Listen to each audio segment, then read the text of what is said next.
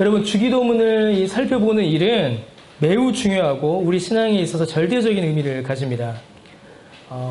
지금까지 계속 마태복음을 강해해 오면서 한 구절 한 구절, 한 단락 한 단락을 우리가 매우 이제 잘 살펴봤는데, 특히 주기도문은 더 많은 수고와 더 많은 노력이 사실은 좀 필요합니다. 저 개인적으로도 이 주기도문 설교를 준비하는 일은 훨씬 더 힘듭니다.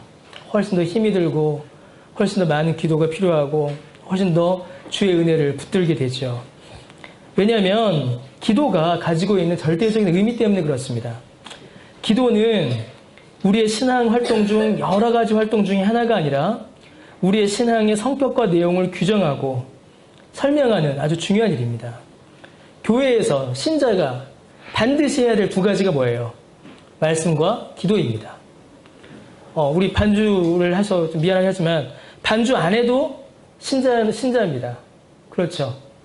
주방 봉사 안 해도 신자는 신자예요. 청소를 하지 않아도 신자는 신자입니다. 교사를 하지 않아도 신자는 신자예요. 그러나 말씀을 읽지 않고 기도하지 않는 자는 신자가 아닙니다. 말씀과 기도는 신자의 신자됨을 설명하는 매우 중요한 것입니다. 우리의 신앙이 딱딱한 지식 혹은 뜬구름 잡는 허황된 관념이 아닌 이 땅에서 실제로 역사하고 살아 움직이는 역동적인 신앙, 살아있는 신앙이 되게 하는 것, 그것은 기도입니다. 기도는 여러분 그저 말로만 영혼의 호흡이 아닙니다. 실제로 우리가 만약에 기도하지 않는다면 우리의 영혼은 호흡을 하지 않는 것과 마찬가지입니다. 우리가 기도하지 않는다면 우리의 삶은 그저 뿌리 없이 흙바닥에 꽂아놓은 나무 작대기와 같아질 뿐입니다. 뿌리가 없어서 전혀 양분을 공급받지 못하는 것이죠. 기도가 이토록 중요합니다. 그리고 이토록 중요한 기도를 주님께서 직접 가르치셨으니 이 주기도문은 아무리 강조한다 해도 아무리 자세히 본다 해도 과하거나 결코 넘칠 수가 없습니다. 주기도문은 우리의 신앙의 정수입니다. 성경 교훈의 핵심이며 요약입니다. 그 안에는 신구약의 모든 교훈과 모든 신학이 총망라되어 있습니다. 주님께서 이 기도의 한 단어 한 단어를 한 구절 한 구절을 택하실 때에 그냥 택하신 것이 아니에요. 누가복음에 보면은 같은 본문인데 비슷한 본문인데 제자들이 주님께 나와 세례 요한의 제자들은 기도를 가르치는데 왜 주님은 우리의 기도를 가르쳐 주지 않으십니까? 우리에게 기도를 가르쳐 주옵소서라고 제자들이 요청해요. 그 요청에 주님께서는 주기도문을 가르쳐 주십니다. 신앙의 정수, 성경 교훈의 핵심, 주님도 밤새 땀이 피가 되도록 하셨던 그 기도, 그 기도를 주께서 우리에게 직접 가르쳐 주신 것이에요. 그러므로 그 단어 하나하나, 그 표현 하나하나, 그 말씀 하나하나가 우리가 아무리 자세히 보고 아무리 세밀하게 본다 하여도 그 의미를 다 이해할 수가 없습니다. 아무리 많이 본다 해도 과하거나 넘칠 수가 없다는 것이에요. 그래서 많은 신학자들이, 역사상의 많은 목회자들이 이 주기도문을 강의하였고 이를 통하여 귀한 신앙의 교훈으로 삼아왔습니다. 이 주기도문 하나로 책이 수백 권, 수천 권이 쓰였단 말이죠. 우리가 이 기도를 자세히 보고 신중히 봐야 될 이유가 바로 여기에 있습니다.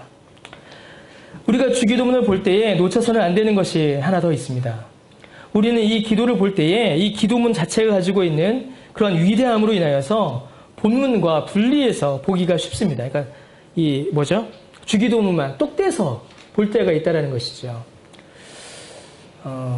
하이델베르크 의리문답에 보면 이제 주기도문이 강의가 되는데 하이델베르크 의리문답을 제가 이제 주기도문을 강의하면서 인용하지 않는 이유는 하이델베르크 의리문답에 있는 주기도문 그 설명이 본문과 조금 분리되어 있기 때문에 그렇습니다.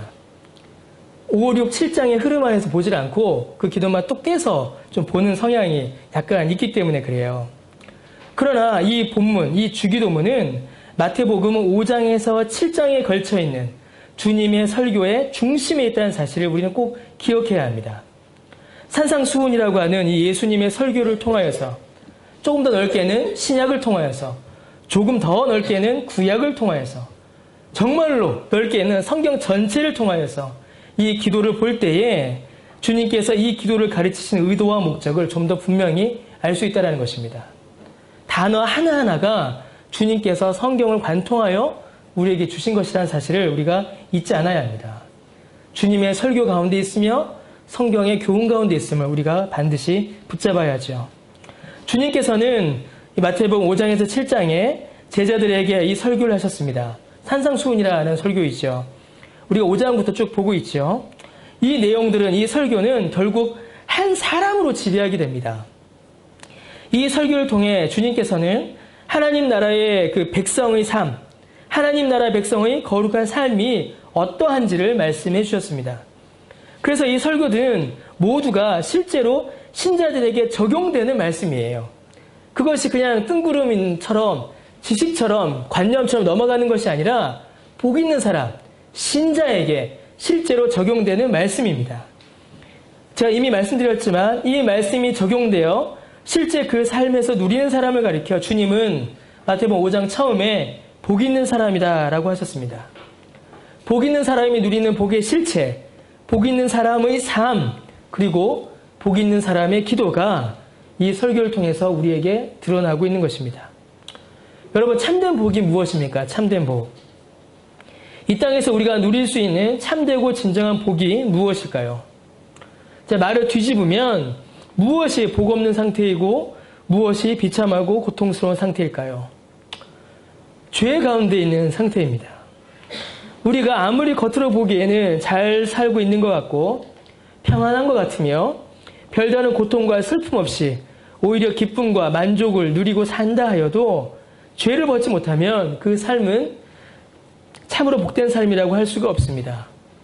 왜 그럴까요? 그 인생의 끝에, 모든 사람의 인생의 끝에는 가장 크고 가장 절대적인 고통이 있기 때문입니다. 바로 사망이 있기 때문이죠. 죽기 때문입니다. 사망의 심판이 그 인생의 마지막에 있기 때문입니다. 그 어느 누구도 죽음을 면할 수 없다면 모든 사람은 이 고통 아래에 있는 것입니다. 이 고통에서 벗어나는 것이 그래서 복입니다. 그럼 여러분, 어떻게 이 고통에서 벗어날 수 있을까요? 어떻게 이 사망의 두려움, 어떻게 이 사망의 고통, 어떻게 이 사망의 심판의 두려움 아래에서 우리가 벗어날 수 있겠습니까? 우리가 어떻게 이 고통에서 벗어나 참된 위로를 얻을 수가 있겠어요? 단순하죠. 예수님을 믿는 믿음 외에는 없습니다. 그래서 참된 복, 진정한 복은 예수 그리스도입니다. 예수 그리스도를 믿어 구원을 얻은 삶, 참된 위로를 누린 삶이 진정한 복된 삶입니다. 하이델베르크 우리문답 1문답에서 답하는 것과 같지요. 사나 죽으나 내가 내 것이 아니요 주님의 것이라는 사실, 그리고 성부, 성자, 성령 삼위일체 하나님께서 나를 구원하시기 위하여, 그리고 지금 이 땅에서 살아갈 수 있도록 나에게 베풀어 주신 그 복을 누리는 삶이 진정 복된 삶이요, 그런 삶을 사는 사람이 바로 복 있는 사람인 것입니다. 지난주에 우리는 하늘에 계신 우리 아버지여 라는 부분을 살펴보며 우리가 누리는 복의 실체를 다루었습니다. 하늘, 곧 거룩한 하나님의 뜻이 이루어지는 그곳을 이제는 우리가 바라볼 수 있게 되었습니다. 하나님 아버지, 곧 완전한 죄인이어서 심판밖에는 받을 게 없고 하나님 앞에 설 수 없던 우리가 이제는 하나님을 아버지라 부르며 하나님으로부터 모든 생명과 복의 공급을 받을 수 있게 되었습니다. 그래서 하늘에 계신 우리 아버지여라는 그 말 자체가 우리가 얼마나 큰 복을 받았는지를 알려주는 말씀입니다. 하나님을 아버지라 부르고 하나님의 하늘을 바라보며 소원할 수 있게 된 것입니다.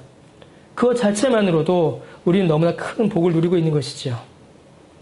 그런 하나님을 아버지라 부르며 바라볼 수 있게 된 우리는 이어서 기도합니다. 그리고 그 첫 번째 기도의 제목은 하나님의 이름이 거룩히 여김을 받으시오며입니다. 하나님의 이름은 곧 하나님이십니다. 하나님의 이름이 거룩히 여김을 받으시길, 하나님의 이름이, 하나님이 영광 받으시기를 우리는 기도해야 합니다. 하나님의 이름이 선포될 때에 오직 하나님의 이름만이 영광 받으시기를, 하나님이 드러나실 때에 오직 하나님만이 드러나시기를, 이전에는 나의 영광을 구하던 우리가 이제는 하나님의 영광을 구하는 것입니다. 어떤 목사님은 그 책에서, 주기도문을 강의한 책에서 예수님께서 이 기도를 맨 앞에 두신 것은 만약 제자들에게 이 기도를 맡겼다면 이 기도가 기도의 맨 마지막에 갈 것이기 때문이다 라고 이렇게 설명하셨어요. 이게 무슨 말입니까? 사람들이 하나님의 영광 받으시는 일, 하나님이 영광 받으시는 일, 하나님의 영광에 그만큼 관심이 없다라는 말입니다. 심지어 제자들도, 곧 신자라 불리는 사람들도 이 일에 관심이 없을 뿐더러 관심을 가진다 해도 잘못 알고 있을 때가 많다라는 것입니다. 당연히 기도가 왜곡되겠죠. 하나님의 영광을 구하는 것에 관심도 없고 하나님의 영광을 구한다 해도 잘못 구한다는 것입니다. 여러분, 우리가 어떻게 해야 하나님의 이름이 거룩히 여김을 받으시며 어떻게 해야 하나님의 영광을 받으시겠습니까? 우리가 잘 아는 착각이 하나 있습니다. 우리 오해가 하나 있어요. 무엇이냐면 우리가 높임을 받고 우리가 영광을 받으면 하나님도 영광 받으신다라는 오해를 우리가 종종 하게 됩니다. 이러한 오해는 그 하나님께서 영광 받으신다라는 이 개념을 유교적으로 해석했기 때문입니다. 많은 분들이 하나님께 영광 돌려드리는 일, 하나님께 영광 올려드리는 일을 가문의 영광식으로 생각합니다. 저희 집이 어려웠었거든요, 경제적으로. 저희 아버지가 저에게 많은 기대를 하셨습니다. 네가 열심히 공부하여 어떻게 해라? 입신양명하여 가문의 영광을 드높여라. 그런데 제가 그 기대를 다 저버리고 어딜 갔죠? 신학교를 간 겁니다. 너무 굳어 있어서요, 표정들이. 다시 돌아옵시다. 입신양명식으로 생각한다는 것이에요. 내가 열심히 하여, 내가 수고하여, 내가 명예를 얻으며 내 몸이 서면 우리 집안이 영광을 받듯이, 우리 가문의 이름이 드높여지듯이 신자가 하나님께 영광 올려드리는 것도 내가 열심히 하고 내가 노력하여 내가 입신양명하면 하나님도 영광 받으신다, 이렇게 이해합니다. 아주 큰 오해이죠. 만약에 그것이 하나님이 영광 받으신 일이다라고 한다면, 만약에 우리가 패가망신한다면, 우리가 만약에 실직한다면, 우리가 실패한다면, 우리가 망한다면 하나님의 영광을 가리는 일이 되고 맙니다. 여러분, 정말 그렇습니까? 내가 성공하면 하나님 영광 받으시고 내가 실패하면 하나님 영광 받지 않으십니까? 그렇지 않습니다. 그렇지 않아요. 내가 망하는 것보다 내가 죄 지을 때 하나님께서 영광 받지 않으십니다. 그 사실을 우리가 기억해야 합니다. 우리의 영광을 하나님께 감사드리는 일은 귀한 일이고 신자의 고통 역시 안타까운 일이지만 그거 자체로 하나님께서 영광 받지 않으십니다. 혹은 영광을 받지 않으신다라고 말할 수 없습니다. 그렇게 말해서도 안 돼요. 하나님은 스스로 완전하신 분이기에 스스로 완전히 영광을 받으십니다. 그러므로 우리의 성공과 우리의 실패는 하나님의 영광과 어떻게 보면 직접적인 관련이 없습니다. 하나님은 우리의 성공으로도 영광 받으시고 우리의 실패로도 영광 받으십니다. 우리가 성공하든지 실패하든지 하나님의 영광과는 하등 관계가 없다는 것이에요. 내가 영광 받겠다라는 우리의 욕심을 하나님의 영광이라는 이름으로 포장할 때가 오히려 훨씬 많습니다. 우리가 우리 자신을 좀 돌아봐야 하죠. 여러분, 하나님의 이름은 하나님 곧 자신입니다. 하나님의 이름이 선포된다라는 것은 하나님이 선포되고 하나님이 드러나신다라는 것과 같은 말입니다.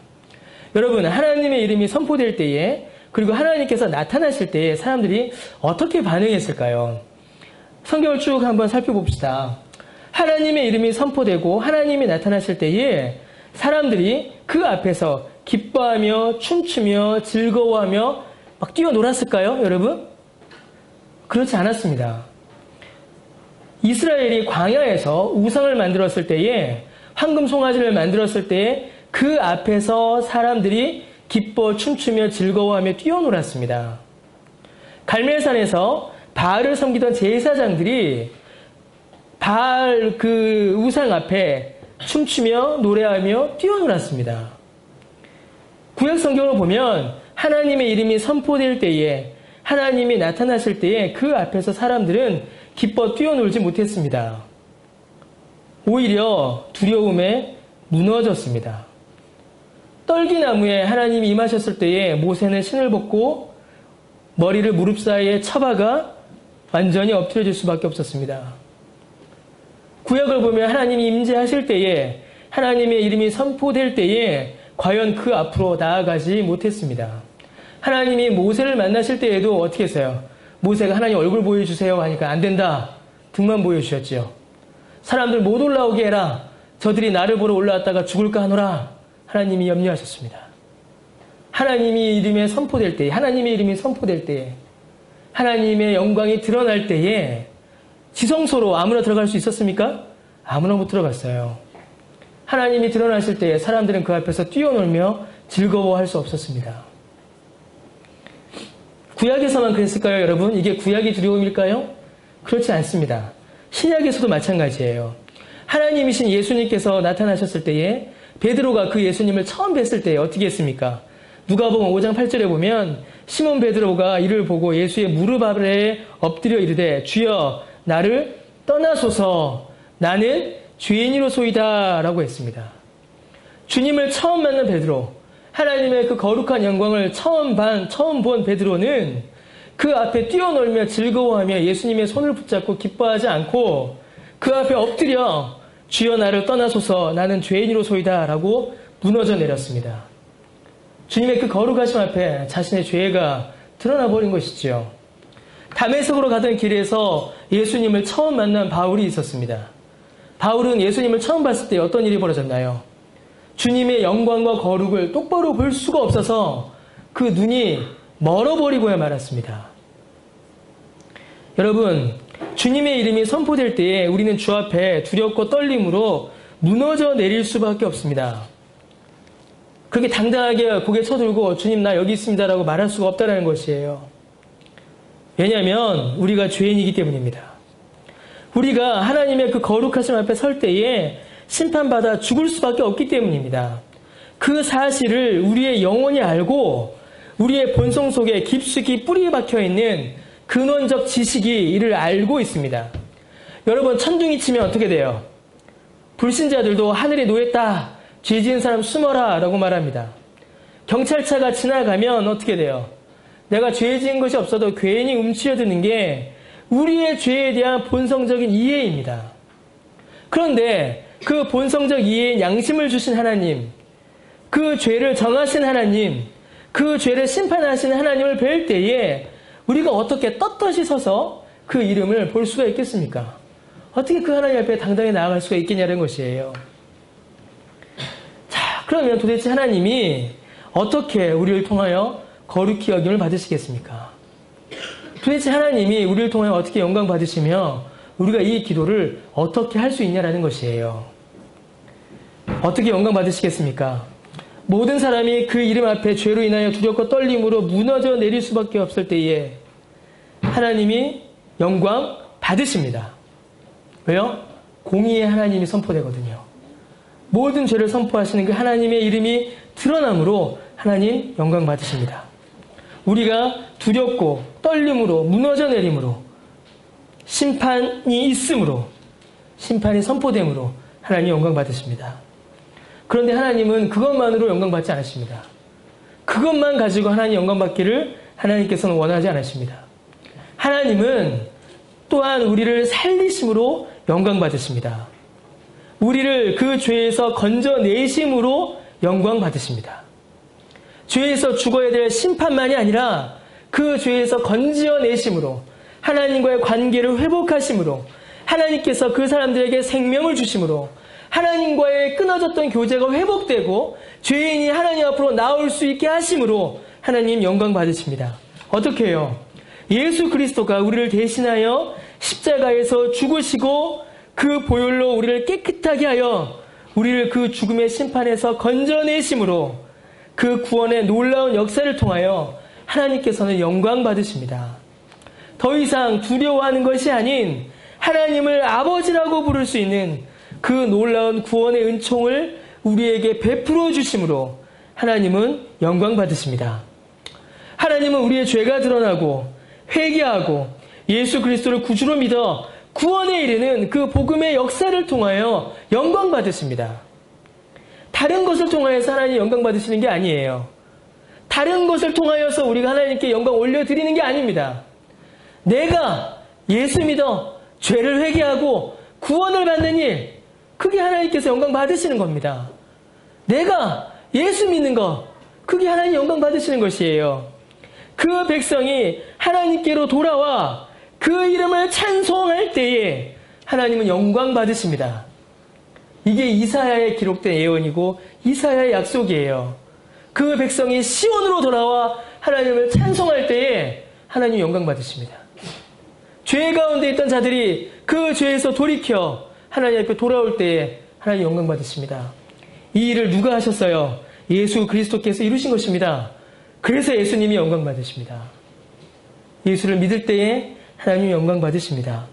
그래서 여러분, 하나님의 이름이 거룩히 여김을 받으시오며 라는 이 기도는 복음을 간구하는 기도입니다.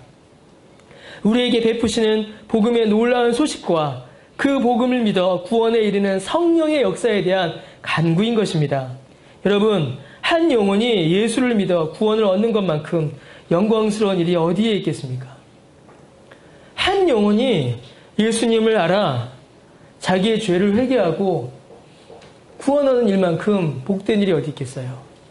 그래서 여러분, 우리가 이 땅에서 살아가는 동안에 하는 일 중에 가장 복된 일이 뭐겠습니까? 한 영혼 교회로 데려오는 겁니다. 좀 더 정확히 이야기합시다. 한 영혼 예수 그리스도의 복음 앞에로 데려오는 겁니다. 한 영혼에게 예수 그리스도를 소개하여 그가 예수 믿어 구원 얻게 하는 일, 천사도 흠모하는 일입니다. 하나님께서 삼위일체 하나님께서 성부 하나님이 창세전에 작정하시고 예수 그리스도가 십자가에 달려 피 흘려 죽으시고 살찌셨고 성령께서 모든 환경과 상황을 통하여서 행하시는 그 놀라운 복음의 역사가 우리를 통하여서 이루어지는 겁니다. 이 얼마나 놀랍고 영광스러운 일입니까? 삼위일체 하나님께서 전 역사를 관통하여 한 영혼에게 부어주시는 그 복음의 역사가 얼마나 귀한 것이에요. 그러니 이 역사가 일어날 때에 하나님 영광 받으십니다. 이 역사에 우리가 참여할 때에 우리를 통해서 하나님 영광 받으십니다. 이 역사가 아닌 다른 그 무엇이 하나님의 이름을 영광스럽게 할 수 있겠습니까? 여러분이 돈을 얼마나 많이 벌면 하나님의 이름이 거룩해지시겠어요? 여러분의 지위가 얼마나 많이 올라가면 하나님이 그 지위를 통해서 영광 받으시겠습니까? 여러분의 육체가 얼마나 아름답고 여러분의 육체가 얼마나 건강해지면 하나님이 그것을 통하여서 영광 받으시겠어요? 우리가 아무리 돈을 많이 번다 해도 하나님의 소유만큼 많이 벌겠습니까? 우리가 아무리 지위가 높아진다 한들 하나님의 왕좌보다 하나님의 보좌보다 우리가 높아질 수 있겠어요? 우리가 아무리 많은 능력을 소유한다 한들 하나님의 능력보다 우리가 많은 것을 행할 수 있겠습니까? 아닙니다. 못해요. 하나입니다. 하나. 하나님께서 우리에게 베풀어 주신 은혜. 예수 믿어 구원받아라. 죄에서 돌이켜라. 그거 하나입니다. 그것으로 하나님께서는 영광 받으십니다. 여러분, 우리는 이 복음을 위하여 기도하여야 합니다. 우리 교회가 하나님께 영광을 올려드리는 교회가 되게 해달라고 기도해야 합니다. 내가 하나님께 영광 올려드리는 삶을 살게 해달라고 기도해야 합니다. 어떻게 해요? 이 교회가 바른 복음을 선포하며 이 교회를 통하여 복음을 들은 자들이 예수 믿어서 구원받게 해달라고, 복음의 바른 내용을 깨달아 알게 해달라고 우리는 기도해야 합니다. 우리의 영혼이 예수를 믿는 믿음 위에 바르게 세워지길 위하여 기도해야 하며 내 주위에 아직도 예수 믿지 않아 구원의 은혜를 누리지 못하는 자들을 위하여 기도해야 합니다. 하나님의 이름이 거룩히 여김을 받으시오며 저 좀 잘되게 해주세요가 아니라는 것이에요. 저 잘되면 그걸 하나님께 영광 돌려드릴게요. 그게 아니라는 겁니다. 예수 믿고 구원받는 겁니다. 한 영혼이 그 사망에서 돌이켜 생명으로 돌아오는 길입니다. 여러분, 그러므로 하나님께서 영광 받으시는 가장 실제적인 길은 하나님의 나라가 이 땅 가운데 임하는 겁니다. 그의 통치와 그의 다스림이 이 땅 가운데 임하여 이 땅 위에서 그의 뜻이 온전히 이루어지는 것이 하나님께서 영광 받으시는 가장 실제적이며 진실한 방법입니다. 그래서 주님께서는 두 번째 강구로 하나님의 나라가 임하시오며 라고 기도하라고 가르치십니다. 이 기도는 여러분 일반적으로 생각하는 하나님의 나라와 다소 차이를 가집니다. 많은 사람들이 생각하기에 하늘나라, 하나님의 나라는 우리가 가는 나라다라고 생각하기가 쉽습니다. 그러니까 죽어서 올라가는 천국, 피안이란 말을 하죠. 피안. 이 땅의 고통을 피해서 가는 저기 이상향. 이 땅을 떠나 옮겨가는 새로운 세계, 죽고 나서 가는 곳, 이렇게 우리는 보통 생각합니다. 그런데 성경은 하나님의 나라를 그렇게 설명하지 않습니다. 성경은 여러분, 하나님의 나라는 이 땅 위에 임하는 나라다라고 설명합니다. 구약시대의 사람들 역시 이 땅 위에 하나님의 나라가 이루어지길 기대하고 바랐습니다. 그 근거가 바로 아브라함의 언약이지요. 하나님께서는 아브라함에게 창세기 12장에서 또 15장에서 약속하십니다. 하나님의 나라가 너를 통하여서 이루어질 거다라고 약속하시는데 두 가지를 약속하시죠. 땅을 약속하시고 자손을 약속하십니다. 이 땅과 분리된 장소가 아닙니다. 하나님께서는 아브라함에게 이 땅 위에서 그 나라가 이루어질 것이고 그 나라의 백성들은 아브라함의 자손들이 될 것이다 라고 하나님께서는 약속해 주셨습니다. 그 나라에 대한 소망은 이 땅 위에서 그 나라를 이룰 메시아를 통하여서 이루어질 것임을 약속해 주셨죠. 그래서 메시아를 소망하는 믿음으로 이어집니다. 잃어버린 땅을 되찾고 그 땅에 하나님의 나라를 이룰 메시아, 다윗과 같은 메시아를 대망하는 믿음으로 이어지게 되는 겁니다. 그럼 신약으로 넘어오면 어떻게 될까요? 신약으로 넘어오게 되면 역시 하나님의 나라에 대한 이해가 이 땅을 바라봅니다. 세례 요한이 광야에서 외친 말, 그리고 예수님께서 하신 첫 번째 설교도 그거였죠. 뭐라고 하셨습니까? 회개하라, 천국이 가까이 어떻게 해요? 왔느니라 라고 말씀하세요. 회개해라, 죽으면 천국 가야지 이렇게 말씀하지 않으시고 회개하라, 천국이 어떻게 됐다? 가까이 왔다 라고 말씀하십니다. 하나님의 나라가 이 땅 가운데 임한다는 말씀이에요. 그러면 종말의 때는 어떻게 될까요? 요한계시록 21장 1절과 2절에 보면은 또 내가 새하늘과 새 땅을 보니 처음 하늘과 처음 땅이 없어졌고 바다도 다시 있지 않더라. 또 내가 보매 거룩한 성 새 예루살렘이 하나님께로부터 하늘에서 내려오니 그 준비한 것이 신부가 남편을 위하여 단장한 것 같더라. 이렇게 기록되어 있습니다. 거룩한 성, 새 하늘과 새 땅, 새 예루살렘이 우리가 그것으로 올라가는 것이 아니라 그 나라가, 그 새 예루살렘이, 새 하늘과 새 땅이 하나님께로부터 하늘에서 이 땅 가운데로 내려온다라고 요한계시록에도 적혀 있습니다. 구약에서 하나님께서 아브라함에게 약속하신 그 나라도 세례 요한과 예수님의 말씀도 더 나아가 앞으로 올 새 하늘과 새 땅의 천국도 모두 우리가 올라가는 것이 아니라 이 땅에 임하시는 것입니다. 이 땅으로 내려오는 것이에요. 그러므로 예수님께서 지금 나라가 임하옵시며 라고 기도하시는 것은 인류의 모든 역사를 관통하여 성경의 모든 역사를 관통하여 하나님의 백성들이 간절히 소망하고 바라온 그 나라에 대한 기도입니다. 지금 이곳에 임하실 하나님의 나라를 바라보는 것입니다. 여러분, 그 나라가 이 땅 가운데 어떻게 임할까요? 그 나라가. 예수님께서 하신 말씀에 우리는 주목해야 합니다. 주님이 뭐라고 말씀하셨습니까? 하나님 나라에 대한 주님의 선언은 회개하라, 천국이 가까이 왔느니라 였습니다. 즉 회개와 천국이 밀접한 관계가 있음을 주님께서 우리에게 말씀해 주시는 것입니다. 천국이 가까이 왔어요. 그런데 그 천국이 이 땅에 곧 임할 것인데 그 나라에 들어가기 위해서는, 그 나라에 합당한 사람이 되기 위해서는 회개가 반드시 선행되어야 한다는 말씀입니다. 요한계시록에 아까 읽었던 말씀을 결혼식으로 많이 설명합니다. 새하늘과 새 땅이 신랑 되어서 신부에게로 옵니다. 그 신부는 어떻게 하고 있어야 되죠? 예복을 갖추어 입고 있어야 되죠. 신부가 예복을 입지 않으면 신랑이 올 때에 신부가 신랑에게로 갈 수가 없습니다. 똑같은 것이에요. 하나님의 나라가 이 땅 가운데 임합니다. 이 땅 가운데 살고 있는 주의 백성들이 입고 있어야 될 예복이 있어요. 그 예복이 뭐겠습니까? 그 거룩한 예복이 뭐겠어요, 여러분? 회개입니다. 그래서 주님께서는 회개하라라고 말씀하시는 것이에요. 회개하라, 천국이 가까이 왔느니라 라고 말씀하시는 것입니다. 여러분, 천국이 가까이 왔습니다. 천국이 이 땅에 곧 임할 것인데 그 나라에 들어가기 위해서는, 그 나라에 합당한 사람이 되기 위해서는 회개가 반드시 선행되어야 한다는 말씀입니다.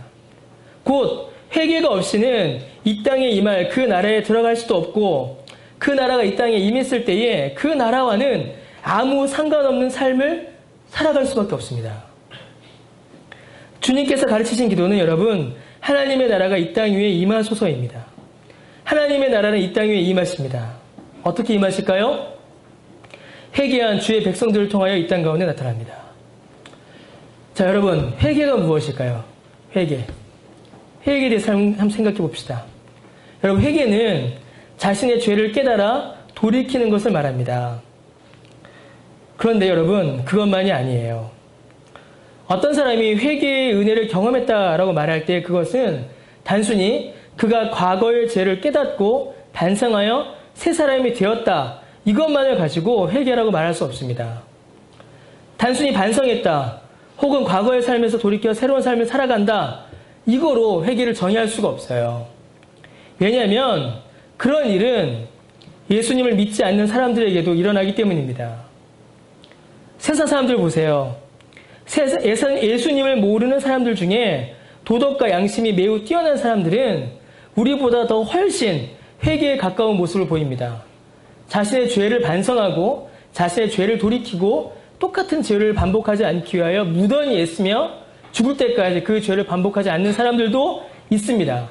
불신자들 중에. 단순히 내가 죄를 돌이켰고 다시 그 죄를 짓지 않는다는 것만으로는 회개를 참되다라고 말할 수 없습니다. 여러분, 회개는 단순히 반성이나 삶의 변화를 의미하지 않습니다. 세례 요한의 외침도 주님의 선포도 단순히 그것만을 위한 것은 아니었습니다. 물론 그러한 모습들이 회개 안에 있는 것은 분명한 사실입니다. 회개를 경험할 때에 우리는 반드시 과거의 죄에 대하여 깊은 애통과 반성이 일어나고 회개가 삶의 변화로 열매를 맺습니다. 그러나 여러분, 참된 회개는 단지 내 마음, 내 생각, 내 삶의 변화만을 말하지 않습니다. 내 안에 일어난 걸 가지고 회개라고 말할 수 없습니다. 그러니까 어떤 일에 빠져요? 회심주의가 일어나는 거예요.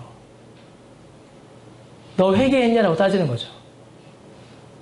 너 회개 안 했구나. 너 예수 안 믿는구나.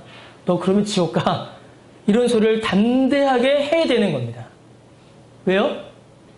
자신도 그렇게 생각하기 때문입니다. 단지 회개를 내 안에서 일어난 내 의지의 변화, 내 행동의 변화, 내 생각의 변화만을 가지고 회개를 이야기하니 자신을 높이고 다른 사람을 깎아내리는 것이죠.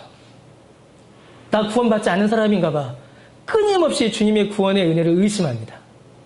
너 예수 안 믿는구나 라고 끊임없이 다른 사람의 믿음을 정죄합니다. 왜요? 자꾸 사람에게서 그 회개의 의미를 찾기 때문이에요. 주님께서 그걸로 천국에 들어오라 말라 하시겠습니까?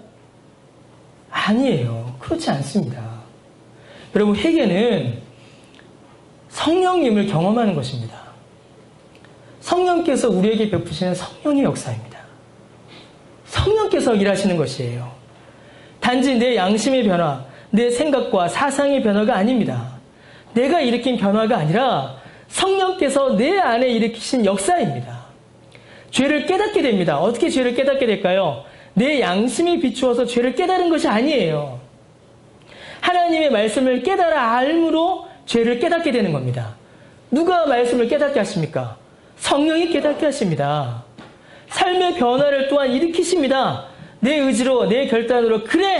나 이제 예수 믿는 사람처럼 살 거야 라는 결단 기도로 삶의 변화가 일어나는 것이 아니에요. 성령님께서 마음을 일으키시고 깨닫게 하시고 인도하심으로 삶의 변화가 일어나게 하시는 겁니다. 여러분, 회개는 하나님께로 돌아오는 것입니다. 내 마음과 생각과 뜻이 하나님께로 돌아오는 것입니다. 내 의지와 내 결단으로가 아니라 성령의 역사로 일어난 하나님께서 주시는 은혜의 선물입니다. 행동의 변화만이 아니에요. 물론 행동의 변화 역시 매우 힘들고 대단한 일입니다. 그런 열매조차 맺지 않는 사람이 태반입니다. 그러나 우리는 얼마든지 우리의 마음과 생각과 뜻을 하나님께로 돌이키지 않고서도 행동만을 돌이킬 수 있습니다.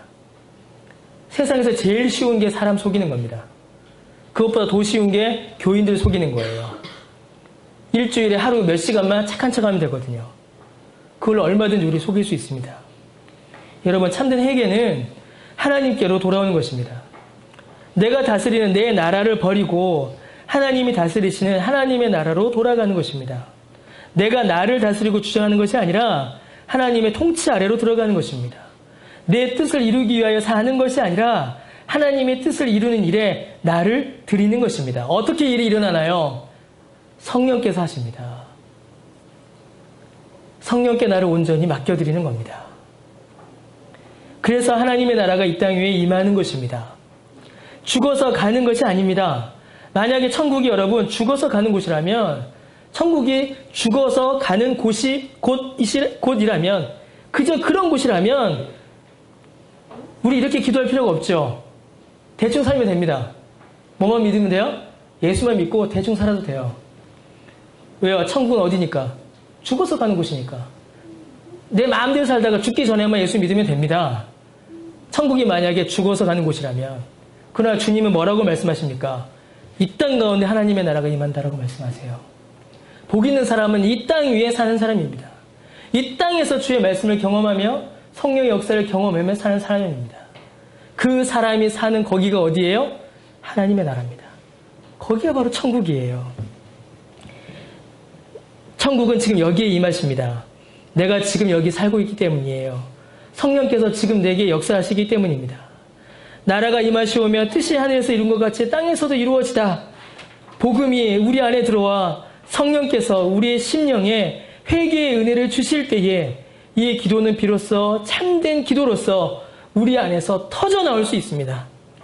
그 나라를 바라지도 않고 그 뜻을 기다리지도 않던 우리가 이제는 그 나라를 구하며 그 뜻이 이루어지기를 기도하는 것입니다.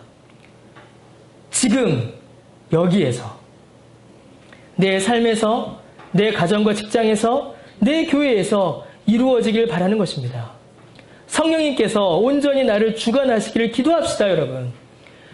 성령께서 나를 좀 주장하시기를 기도합시다. 내 마음과 생각과 뜻을 바꾸어 주시기를 기도합시다. 그래서 그 결과가, 그 열매가 드러나기를 기도합시다. 하나님을 사랑하고 하나님의 말씀을 사랑하고 예배를 더욱더 사모하기를 여러분 기도합시다.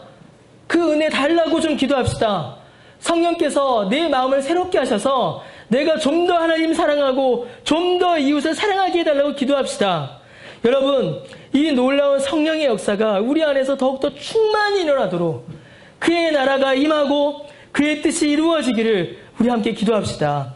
성령께서 우리 안에 충만하셔서 이 모든 은혜의 역사가 우리 안에 일어나기를 더욱더 기도합시다. 여러분, 우리가 주기도문을 볼 때에 자꾸 이 기도의 제목들을 우리의 결단과 우리의 능력으로 생각할 때가 많아요. 우리가 열심히 하나님께 영광 올려드리고 우리가 이 땅 가서 열심히 살아서 하나님의 나라를 이 땅 가운데 임하게 하고 우리가 그 뜻에 열심히 순종하여서 그 뜻을 이 땅 가운데 이루어드리는 우리의 수고와 헌신을 이 기도의 제목으로 생각하기가 쉽습니다. 그러나 여러분, 기도입니다. 기도는 내가 하나님께 은혜를 구하는 것이에요. 주님께서는 이 기도를 통하여서 하나님의 은혜를 구하라고 말씀하십니다. 뭘 구하라고 하세요? 성령의 은혜를 구하라고 하십니다. 성령께서 도와주시기를 간구하라고 말씀하십니다. 성령께서 역사하지 않으시면 하나님께 영광 올려드릴 수 없고, 성령께서 역사하지 않으시면 회개할 수 없고, 성령께서 역사하지 않으시면 그 나라에 들어갈 수 없고, 성령께서 역사하지 않으시면 그 뜻을 깨닫는 것은 고사하고 그 뜻을 이룰 수 없는 우리를 향하여서 제발 기도해라. 성령의 도우심을 구해라. 성령을 찾으라. 주님께서 가르치시는 겁니다. 여러분, 기도합시다. 정말 기도합시다. 성령께서 우리 가운데 충만하사 우리에게 회개의 은혜를 허락하시고 주의 복음을 깨닫게 하시고 주의 말씀을 사모하게 하시는 그 은혜를 우리에게 이루어 달라고 정말 더욱더 간절히 기도하시는 저 여러분 되시길 바랍니다. 제가 똑같은 잔소리를 주기도문 설교 끝날 때까지 할 거예요. 기도에 대한 설교 100번 해도 소용없습니다. 제가 이렇게 목이 쉬도록 목이 터져라 외쳐도 소용없고 제가 몇 날 며칠 밤이 새도록 주기도문 설교를 준비해도 아무 의미 없습니다. 여러분이 한 번 기도하지 않는다면 아무 의미 없습니다. 여러분, 기도하세요. 기도의 무릎을 꿇으시길 바랍니다. 그게 이 말씀이 우리에게 주시는 가장 큰 은혜입니다. 그 은혜 받아 누리신 저와 여러분 되시기를 바랍니다. 기도합시다. 하나님 은혜를 감사드립니다. 주님, 주님의 이름을 거룩히 여기기는커녕 죄로 말미암아 하나님의 이름을 욕되게 하고 그의 나라가 이 땅에 임하기보다는 그의 나라를 피하고 그의 뜻을 깨닫기보다는 그의 뜻을 멀리하였던 우리를 주께서 불쌍히 여기셔서 구하시고 회개하게 하시고 새로운 마음과 심령을 허락하여 주시니 그 은혜 감사드립니다. 하나님 우리에게 은혜를 더하여 주셔서 주의 말씀 앞에 더욱더 나아가는 우리 모두가 되게 하여 주옵소서. 감사드리며 예수님의 이름으로 기도드립니다. 아멘. 우리 함께 찬송합시다. 찬송가 369장 우리 함께 찬송하고 기도하겠습니다.